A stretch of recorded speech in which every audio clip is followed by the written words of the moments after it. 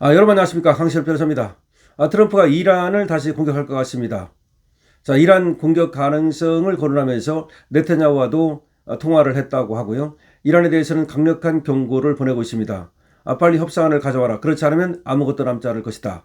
라고 강경한 경고를 하고 있습니다. 자, 이에 대해서 말이죠. 이란도 결사항전을 계속 얘기하면서 지금 핵 문제에 대해서 협상할 뜻이 없음을 내비치고 있기 때문에 아무래도 다시 트럼프는 이란을 공격할 것으로 보여지는데요. 이번에 이란을 공격한다면 지난번보다 더 강한 공격이 되지 않을까. 군사시설은 거의 다 남아있지 않기 때문에 결국 국가 기관시설에 대한 타격이 벌어지지 않을까라고 생각이 되는데요. 그럴 경우 이 호르무즈 해협은 더 열리기 어려워지고 그리고 국제 유가라든가 국제 경제에 미치는 영향이 너무나 좀 클 것 같아서 여러 가지 우려가 나오고 있습니다. 트럼프가 이란 서두르지 않으면 아무것도 남지 않을 것이다라고 경고했습니다. 네타냐후와도 통화를 했다고 합니다. 대이란 공격 재개 가능성을 거론하면서 종전안을 양보하라고 압박하고 있습니다. 오는 19일 백악관에서 안보팀을 소집해서 군사 옵션을 논의한다는 얘기입니다. 방중을 마친 도널드 트럼프 미국 대통령이 베냐민 네타냐후 이스라엘 총리와 이란 공격 재개 가능성을 논의하는 등 이란의 합의 가능한 종전안을 신속히 내놓으라고 압박하고 있습니다. 트럼프 대통령은 현지 시간 17일 트루스 소셜을 통해서 이란의 시간이 얼마 남지 않았다. 서둘러 움직이는 것이 좋을 것이다. 그렇지 않으면 아무것도 남아있지 않을 것이다. 라고 경고했습니다. 트럼프 대통령은 시간이 핵심이라는 말도 했습니다.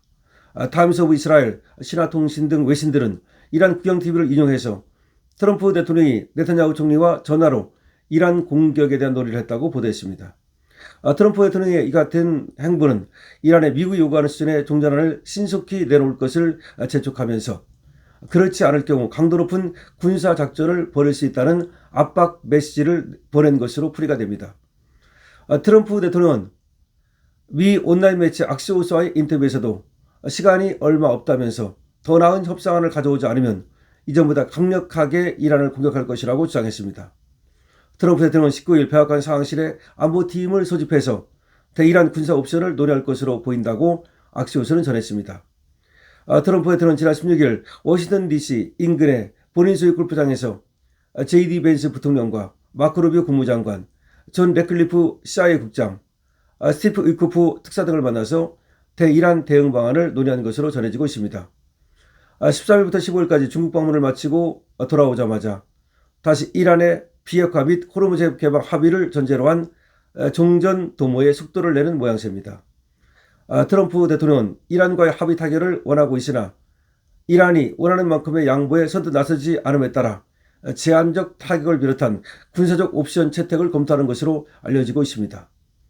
트럼프 대통령은 시진핑 중국 국가주석이 자신과의 회담에서 호르무즈 해협 개방을 지원할 용의를 보였다고 밝혔지만 실제로 중국이 이란 전쟁 해결을 위해 어디까지 개입할지는 미지수인 상황입니다.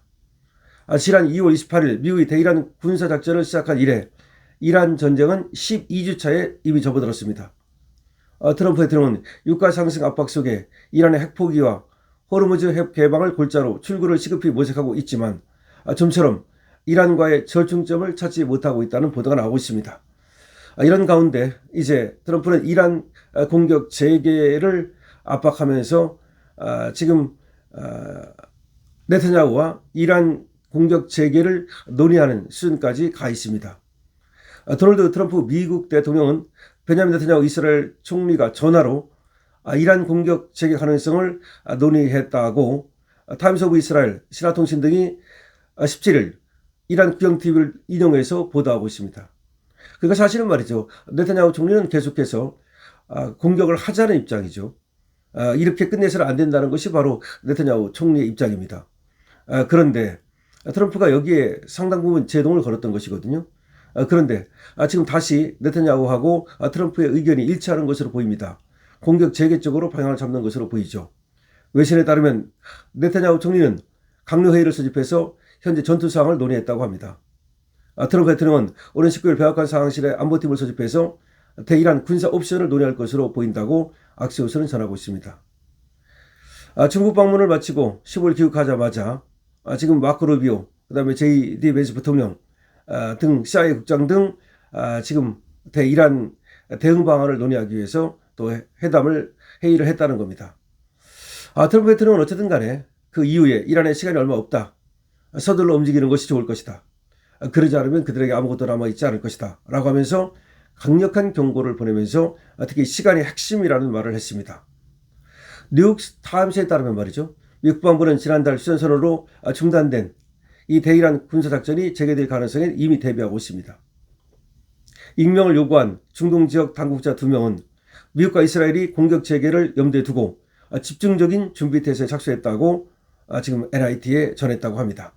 이미 공격 재개 가능성을 지금 염두에 두고 공격 준비를 하고 있다는 겁니다.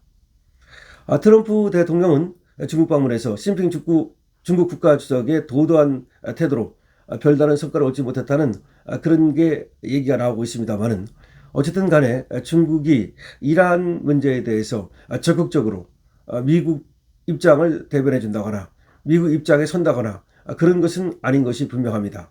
그러니까 중국은 미국의 이란 공격이 못마땅하죠. 하지만 그렇다고 해서 대놓고 미국을 비판할 수도 없기 때문에 모호한 입장을 견지하는 거죠. 그러나 중국과 이란의 관계는 거의 동맹관계라고 봐야 되고 그리고 사실상 굉장히 서로 의존하는 관계이기 때문에 양국 그러니까 중국과 이란의 이해관계가 맞아떨어진다고 봐야 되거든요. 따라서 같이 트럼프에 대적하는 이런 관계이지 시진핑이가 트럼프 편을 들어가지고 이란을 대적하는 이런 관계가 되기는 어렵습니다. 일단은 말이죠. 중국도 지금 석유가 좀 있다고는 하지만 중국은 워낙 큰 나라고 또 경제 발전에 원유가 필요하기 때문에 이 원유를 거의 70% 이상 해외에서 들여오는데 그중에서 이란산 원유 이것이 값도 싸고 말이죠. 그리고 특히 중국은 다른 나라들보다도 더 싸게 들여오기 때문에 이란산 원유를 절대로 포기할 수가 없는 거죠. 더군다나 베네수엘라에서 들어오던 원유가 들어오지 않기 때문에 중국으로서는 더욱이 이란산 원유에 대한 의존도가 커졌다고 볼 수밖에 없습니다. 물론 트럼프의 얘기대로 미국에서 사올 수는 있지만 미국에서 사올 경우 이 원유값이 훨씬 더 비싸고 그 다음에 또 운송비가 더 많이 들고 그것보다도 계속해서 미국의 원유를 의존하게 되면 유사시에 말이죠. 미국이 원유를 공급하지 않을 가능성이 있기 때문에 중국으로서는 이란을 결코 포기할 수가 없는 거죠. 아무리 미국이 지금 중국 입장에서 껄끄럽고 미국의 요구가 또 대놓고 그걸 무시하기는 어렵지만 그렇다 해서 이란과의 관계를 또 단절하거나 이란과의 관계를 갖다가 약화시키기도 어려운 겁니다. 왜냐하면 이란은 중국에게는 너무나 도움이 되는 나라이기 때문이죠. 그리고 결국 이해관계 때문에 중국 입장에서는 대놓고 미국 편을 들 수가 없는 겁니다. 다만 아주 원론적인 얘기 그러니까 핵문제는 아무래도 얘기할 수가 있거든요. 이란이 핵을 가져서는 안 된다. 그 정도만 사실상 트럼프의 인식을 같이 한 것이지 나머지 분야는 말이죠. 인식을 같이 했다고 보기 어렵습니다. 자, 이런 상황에서 중국이 결국 이란을 제재하지 못하고 이란을 견제하지 못하고 그렇다면 결국 다시 싸움이 벌어질 수밖에 없습니다. 트럼프 대통령은 이란을 공격할 수밖에 없는 상황으로 오히려 내몰리고 있다. 즉 이란이 그런 상황을 만들어가고 있다라고 밖에 볼 수가 없는데요. 다만 이란도 말이죠. 문제는 국민을 생각하는 것이 아니라 자기 정권을 지금 차지하고 있는 이 권력자들 자기 입장들만 생각하기 때문에 그렇게 지금 미국의 협상안을 받아들이지 않고 또 협상을 안 하고 있는 겁니다. 결국 방법은 미국이 현 지도부를 제거하는 수밖에 없는 거죠. 다시 암살 작전이 시작될 가능성도 있습니다. 강시혁TV입니다. 좋아요, 구독을 부탁드립니다.